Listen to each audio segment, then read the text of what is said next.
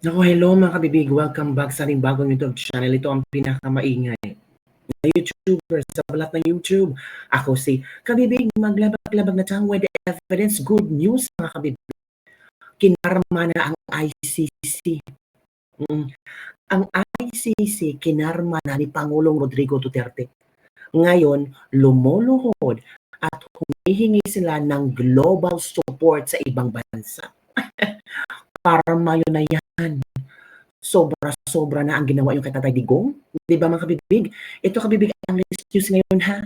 Oo, sa isang panayam o sa isang, tawag dito, i-share ko na lang para klaro nating mabasahin kung ano ang klaseng karma ang hinaharap ng ICC. Aside from ang Amerika ay galit sa ICC, may ginawa si Trump sa ICC, lahat fina-freeze ang account ng mga ICC judges, hindi maka-withdraw ng pera, hindi makapasok sa Amerika. Eto pa ang another balakid nila ngayon kabibig.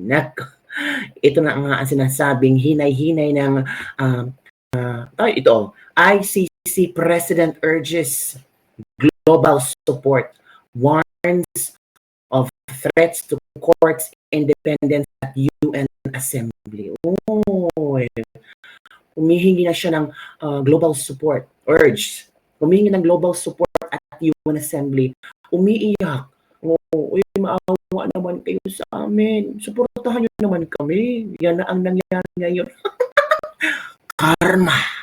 Karma na yan. Ito, basahin natin na. Yan, Nandun pala sa UN Assembly ang presidente ng ICC at humihingi, sabi dito, the president of the International Criminal Court, Judge Tomoko Aka-Ingens, and renew their commitment to the rule of law as she presented the ICC's annual report to the United Nations General Assembly on November 11. Natural, more renewal, more pera papasok, posible mga kabibig, di ba?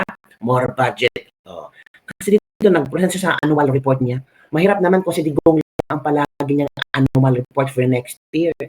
So dapat marami. Kaya humihingi siya ng global support.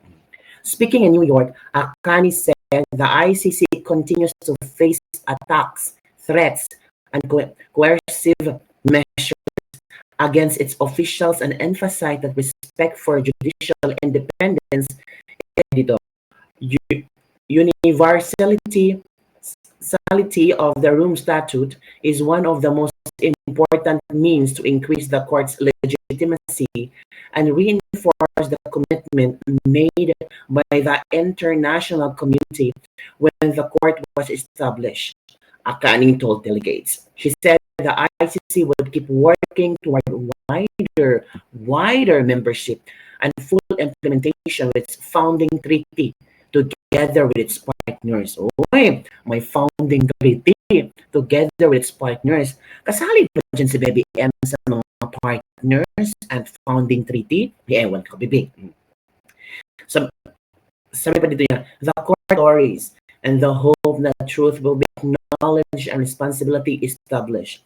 Providing suffering humanity with hope and truth is at the very core of the court's raison d'etre.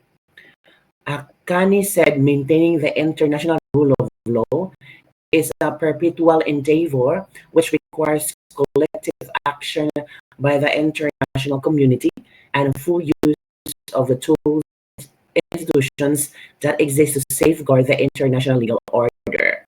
Sabi pa ni Akani, despite all the challenges, the International Criminal Court, individual criminal responsibility with full independence and impartiality. Mga kabibig. Yun nga kabibig.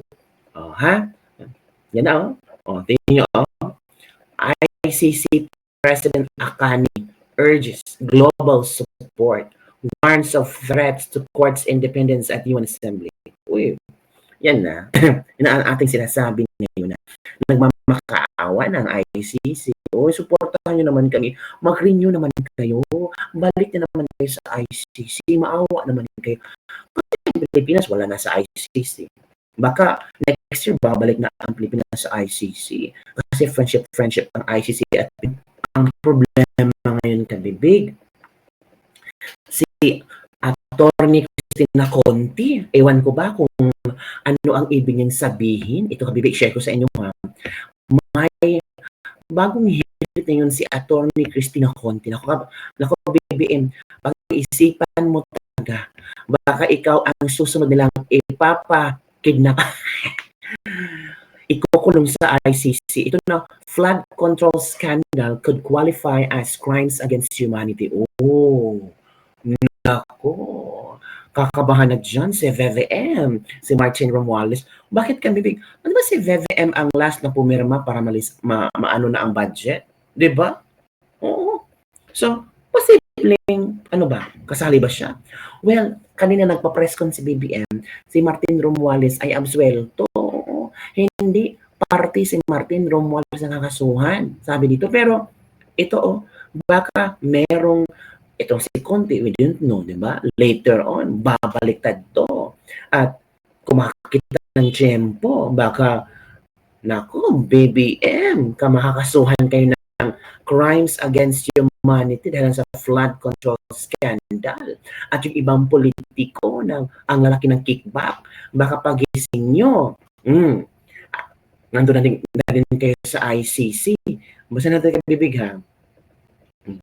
The multi-billion peso flood control scandal emerging as one of the country's most massive corruption cases could theoretically fall under the International Criminal Court's according to ICC Assistant to Counsel Cristina Conti.